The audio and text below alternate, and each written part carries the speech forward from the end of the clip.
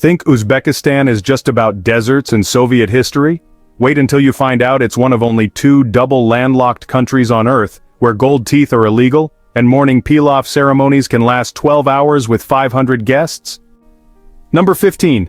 Uzbekistan is trapped inside a geographic prison that no other country on Earth shares except one. Uzbekistan is one of only 2 double landlocked countries in the world, completely surrounded by other landlocked countries. Think about this. To reach any ocean from Uzbekistan, you'd have to cross through at least 2 other countries, making international trade a logistical nightmare. The other double landlocked country is tiny Liechtenstein, but Uzbekistan spans 447,400 square kilometers with 35 million people completely cut off from direct sea access. This geographic isolation costs the economy billions annually in extra shipping fees, making a simple Amazon delivery route through Kazakhstan, Russia, and multiple border crossings. You heard right. Every single import and export must pass through multiple foreign territories, subjecting Uzbek businesses to the whims of neighboring countries' political relationships. During the 2022 global supply chain crisis, basic goods took 45 to 60 days longer to reach Uzbekistan compared to coastal countries. The psychological effect is profound too. Many Uzbeks have never seen an ocean, and the country's entire economic strategy revolves around maintaining good relationships with transit neighbors who could economically strangle them by simply closing borders. Number 14. Gold teeth are completely illegal in Uzbekistan, and wearing them can get you arrested on sight by police who carry special detection equipment. The government banned gold dental work in 1999 as part of efforts to control gold smuggling, since Uzbekistan is one of the world's largest gold producers, but exports are strictly state-controlled. Here's the scary part. Dental gold is considered illegal possession of precious metals, with fines reaching $3,000 and potential jail time of up to 3 years. Police conduct random mouth inspections at airports, markets, and even during routine traffic stops, using portable gold detection devices that can identify gold dental work instantly. The law creates a bizarre underground economy where people with existing gold teeth either flee the country or undergo expensive dental procedures to replace them with ceramic alternatives. Dentists who install gold crowns or fillings face license revocation and criminal charges, forcing many to specialize in removal procedures instead. Think about the absurdity. You could legally own gold jewelry, gold coins, and gold bars with proper documentation, but the moment that gold goes in your mouth, you become a criminal. Foreign tourists with gold dental work have been detained at Tashkent airport until they could prove the gold was installed outside Uzbekistan and provide official dental records as evidence. Number 13. Morning pilaf ceremonies in Uzbekistan start at 6 in the morning and, believe it or not, can involve feeding over 500 people in a single gathering that follows rules more complex than a diplomatic summit. Morning pilaf, or plov, is actually prepared on the eve of such events as a birth, wedding, engagement, funeral repast, and other major milestones. These aren't just casual breakfast gatherings, they're massive social obligations that, honestly, can cost families their entire annual savings. The host has to personally invite every guest days in advance. And here's the thing, refusing an invitation is considered a grave insult that can even end decades-long friendships. Now here's the crazy part. The rice is cooked in enormous cauldrons called kazan that can hold up to 100 kilograms of pilaf, requiring teams of professional cooks who work through the night. Social hierarchy determines everything. Seating arrangements follow strict protocols based on age, social status, and family relationships, with the most honored guests getting the choice pieces of meat and the perfectly cooked rice from the center of the kazan. And just wait until you find out. A proper morning plov for a wedding can cost $5,000 to $10,000, forcing many families into debt for years just to maintain social standing. The entire neighborhood is expected to attend, and honestly, no-shows are remembered and can affect business relationships, marriage prospects, and community standing for generations. Number 12. Uzbekistan actually has more Korean residents than most people realize, with an entire Korean minority that was forcibly relocated by Stalin, and now speaks a unique Korean-Russian-Uzbek hybrid language that exists nowhere else on Earth. Back in 1937, Stalin deported 180,000 ethnic Koreans from the Soviet Far East to Uzbekistan in cattle cars, fearing they might collaborate with Japan. These Koryo-Saram, or Soviet Koreans, developed their own distinct culture over more than 85 years, creating the world's only Korean community that, kind of amazingly, doesn't know how to use chopsticks properly and eats kimchi with Russian bread. They make up about 1% of Uzbekistan's population but control a disproportionate share of the market economy, running thousands of small businesses and restaurants. Here's the bizarre part. Younger Korean Uzbeks often can't communicate with Koreans from South Korea because their language evolved in isolation, mixing in Russian grammar structures and Uzbek vocabulary that just makes it incomprehensible to other Korean speakers. The community keeps Korean surnames and some traditions, but, interestingly, celebrates Russian Orthodox holidays and Islamic festivals at the same time. Many have never seen Korea but still consider themselves culturally Korean, even though they can't read Korean script or understand K-pop lyrics, which creates an identity crisis that's honestly unique to Central Asia. Number 11. Uzbekistan's internet censorship is so extreme that the government actually blocks entire categories of websites, including all foreign news sources, social media platforms, and even weather websites, forcing citizens to use elaborate VPN networks just to check tomorrow's forecast. The state controls 90% of internet infrastructure through a single state-owned company called Uzpak, which can monitor and block content in real time. You heard right? Checking CNN, BBC, or even weather.com requires breaking the law by using prohibited VPN software. The government blocks over 35,000 websites and domains, including YouTube, Facebook, Twitter, and most international news sites, claiming they spread extremist content and false information. Here's the funny part. The censorship is so broad that it often blocks government websites accidentally, creating situations where citizens can't access official state services because the filtering system flagged them as suspicious. The economic impact is just devastating for businesses trying to compete globally. E-commerce companies can't access international payment systems, software developers can't download updates, and students can't access educational resources. Underground internet cafes operate illegal VPN services, charging premium prices for access to the real internet, which honestly creates a two-tier system where only wealthy Uzbeks can afford unrestricted information access. Number 10. Uzbekistan operates a bizarre dual currency system where US dollars are more trusted than the official som, and, well, black market currency exchange rates can differ by as much as 50% from official rates, creating parallel economies that operate by completely different rules. The government maintains artificial exchange rates that bear no resemblance to market reality. Officially, $1 equals about 11,000 som, but on the black market, it trades for 15 to 16,000 som depending on the day. This means your money is worth 40% more if you're willing to break currency laws by using unofficial exchangers. Hotels, restaurants, and even government offices often quote prices in dollars while officially only accepting some, forcing customers into illegal currency transactions just to pay for basic services. Here's the scary part. Being caught with large amounts of undeclared foreign currency can result in confiscation and criminal charges, but the official banking system makes it nearly impossible to legally obtain dollars for legitimate business purposes. The result is a society where everyone breaks currency laws daily just to function economically. Wedding gifts are traditionally given in crisp US dollar bills hidden inside envelopes. Real estate transactions happen in cash dollars despite being illegal, and many salaries are secretly paid in dollars while officially reported in som to avoid government scrutiny. Number 9. The bride kidnapping tradition still exists in remote parts of Uzbekistan, particularly in Karakalpakstan, where 1 in 5 brides are abducted before marriage, and 1 in 20 have never previously met their future husband. This isn't romantic elopement, it's literal kidnapping where groups of men grab women off the street or from their homes, take them to the groom's family house and pressure them into marriage through exhaustion and social coercion. The practice is completely illegal under Uzbek law, but local communities often treat it as normal tradition, making prosecution nearly impossible. Here's the disturbing part. Once a woman is held overnight, even without sexual contact, her honor is considered compromised, making it extremely difficult for her to marry anyone else or return to her family without shame. The kidnapping usually involves 5 to 10 male relatives who surround the target, physically force her into a car, and drive her to a remote location where older women attempt to convince her that resistance is futile.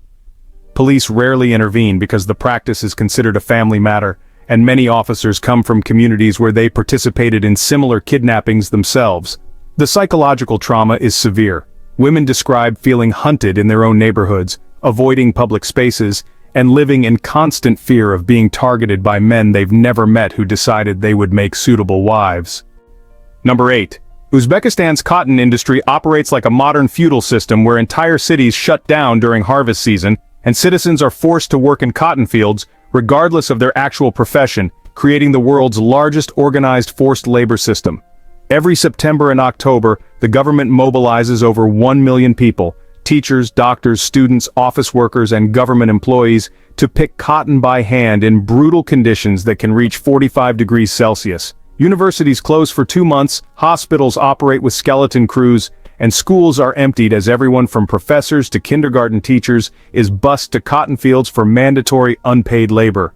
You heard right, brain surgeons and nuclear engineers spend months crawling through cotton fields, picking quota amounts under penalty of job loss or academic expulsion.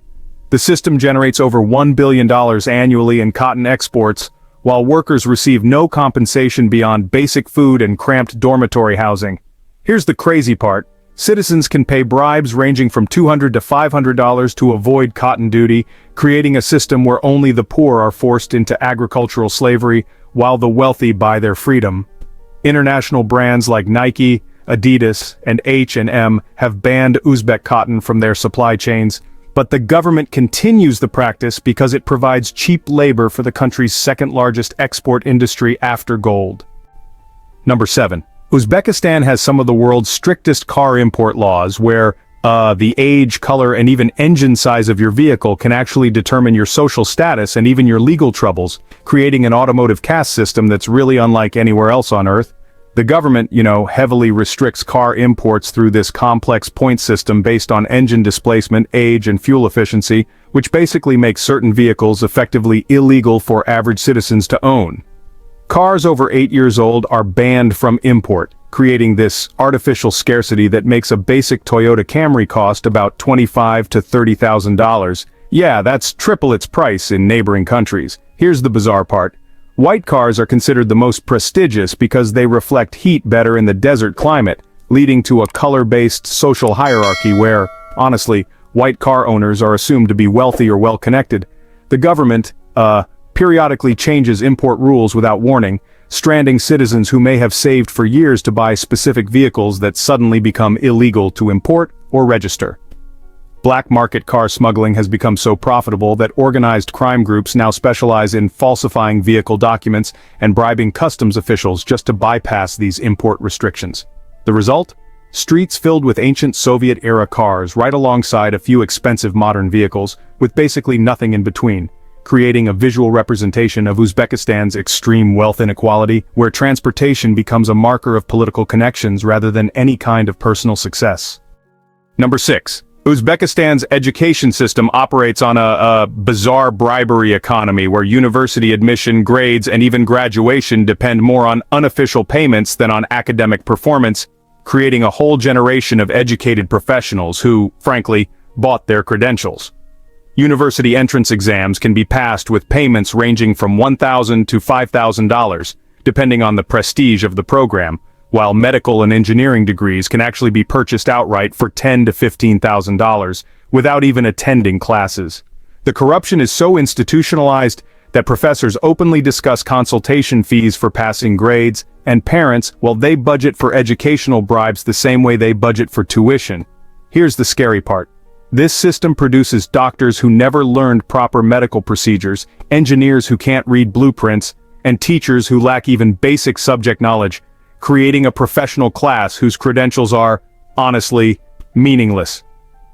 Students who refuse to pay bribes often face deliberate academic sabotage, impossible exam questions, or administrative obstacles that force them to drop out despite superior knowledge and performance. The bribery even extends to dissertation defenses, where PhD candidates pay $3,000 to $8,000 to ensure their thesis is accepted, regardless of quality, creating an academic system where money determines intellectual credentials. Wait until you find out. Many businesses now require practical skill tests during hiring because they simply can't trust diplomas from Uzbek universities, essentially making formal education worthless while underground tutoring and skill-based learning, flourish in the black market. Number 5. Uzbekistan's marriage laws create a legal nightmare where polygamy is officially illegal but, commonly practiced through religious ceremonies, creating thousands of ghost wives who have no legal rights or protections under state law. Islamic nikah ceremonies allow men to take multiple wives in religious marriages that aren't recognized by civil authorities, meaning second, third, and even fourth wives have no claim to property, inheritance, or child support if the marriage ends. These women exist in legal limbo, married according to their community and religion, but single according to the government, unable to access social services, register children easily, or even divorce through official channels. Here's the disturbing part. An estimated 15 to 20% of married men in rural areas have multiple wives, but only the first marriage appears in government records, making accurate population statistics pretty much impossible, and creating a shadow society of invisible families. The children from these unofficial marriages face bureaucratic obstacles in getting birth certificates, school enrollment, and medical care, because their mothers' marriages, well, technically don't legally exist. Religious leaders perform these ceremonies secretly, knowing they're technically illegal but, socially accepted, creating a parallel legal system based on Islamic law that operates alongside but separate from civil law. The economic burden is enormous. Men supporting multiple families often can't afford proper housing or education for all their children. But social pressure to take additional wives continues because it's seen as a sign of religious devotion and masculine success. Uzbekistan has, honestly, the world's most extreme neighborly surveillance system. Every residential block has an appointed Mahalla committee with legal authority to monitor residents' private lives, intervene in family disputes, and report suspicious behavior to authorities. These committees, which are, inherited from Soviet-era social control mechanisms, have powers that would probably shock most Western residents. They can enter homes without warrants, mediate divorces, decide child custody arrangements, and even determine who gets access to social services. Each Mahalla committee is made up of elderly volunteers who know every resident's personal business, financial situation, family problems, and daily routines, basically creating a society where privacy just doesn't exist. And here's the crazy part. Committee members are required to submit monthly reports on each household's moral condition. That includes details about marriages, births, deaths, employment status, and any suspicious visitors or activities. The system is so invasive that committee chairwomen often know about pregnancies before husbands do, arrange marriages between families, and can prevent unsuitable matches by reporting concerns to local authorities. Just think about living in a place where your 70-year-old neighbor has legal authority to inspect your home, question your guests, and file official reports about your lifestyle choices. On top of that, the committees also control access to government benefits, housing permits, and even job references, making it pretty much impossible to survive economically without their approval. So in effect, every citizen becomes dependent on the goodwill of their nosiest neighbors. Uzbekistan's bizarre relationship with Russia creates situations where ethnic Russians face systematic discrimination, while at the same time, the government actually promotes Russian language and culture. It's honestly one of the world's most contradictory ethnic policies. Non-Uzbek speakers have complained that they face difficulties finding jobs and entering university, and as a result, many Russians and others have left Uzbekistan. Russian is officially recognized as a language of inter-ethnic communication, but ethnic Russians report being excluded from government jobs, university admissions, and business opportunities purely based on ethnicity. The Russian population has dropped from 1.6 million in 1989 to under 400,000 today. But those who remain often can't afford to emigrate and exist as second-class citizens in a country where their language is officially protected, but their opportunities are systematically limited. And here's the bizarre part. Uzbek television broadcasts Russian language programs daily, schools teach Russian as a mandatory subject, and government documents are translated into Russian, but ethnic Russians are informally banned from holding positions in education, law enforcement, or civil service. The contradiction even extends to cultural events, where Russian arts and literature are celebrated, while Russian people themselves are marginalized, so you get festivals honoring Pushkin and Tolstoy, while ethnic Russians struggle just to find employment. Many young Russians grow up fluent in Uzbek and consider themselves culturally Uzbek, but still face discrimination based on their surnames and appearance. This creates an identity crisis where they're, too Russian for Uzbek society, but too Uzbek for Russian culture. Uzbekistan operates secret police units called SNB that have, over time, evolved from those old Soviet KGB tactics into a modern surveillance apparatus that's so sophisticated They can monitor citizens through their household appliances and social connections in ways that actually make NSA surveillance look primitive. The State Security Service keeps files on millions of citizens, tracking not just political activities but personal relationships, financial transactions, travel patterns, and even private conversations reported by informants embedded in every workplace, mosque, and neighborhood. And you heard right. Appliance repair technicians, internet installers, and even plumbers are recruited as informants who report on what they observe in people's homes during routine service calls. The system is so pervasive that citizens just assume every phone call is recorded, every email is read, and every public gathering is monitored by at least one informant whose identity is always unknown. Here's the terrifying part. The SNB maintains punishment quotas, which means they need to arrest a certain number of dissidents every month, regardless of whether any actual crimes happened. This leads to fabricated charges against random citizens who maybe just showed insufficient enthusiasm for government policies. The psychological effect is total self-censorship, where people avoid discussing politics even with family members, creating a society of 35 million people who all pretend to support the government, while privately harboring doubts they can never express. Former SNB officers estimate that 1 in every 50 adult citizens serves as an active informant, meaning that in any group of 50 people, statistically, at least one person is reporting conversations to authorities. Number 1. Uzbekistan has created honestly the world's most extreme personality cult around a dead dictator where Islam Karimov's image and quotes are even more omnipresent than religious symbols. Criticizing his policies is still illegal even 8 years after his death, which makes him more powerful dead than most living dictators. Every government building, school, hospital, and public space displays Karimov's portrait right alongside quotes from his writings, which are, believe it or not, treated like sacred texts. Students have to memorize them, and government workers are expected to recite them. His books are mandatory reading in universities, his birthday is a national holiday, and his tomb in Samarkand has become a pilgrimage site, with officials actually required to visit and pay their respects every year. Here's the insane part.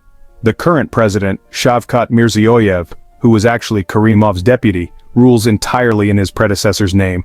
He claims that every policy change is, well, really, just Karimov's hidden wish that's only now being revealed to the public.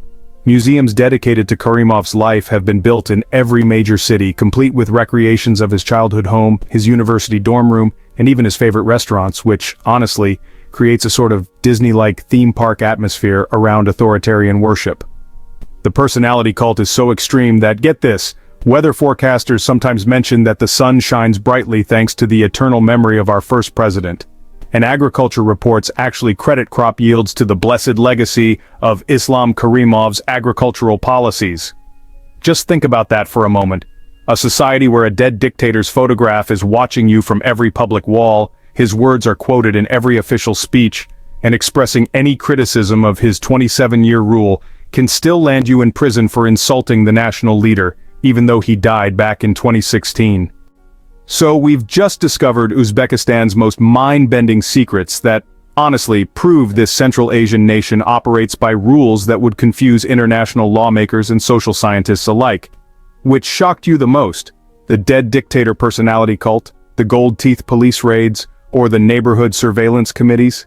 Subscribe for next week's deep dive into Turkmenistan, where the dictator banned recorded music and even renamed months after his mother.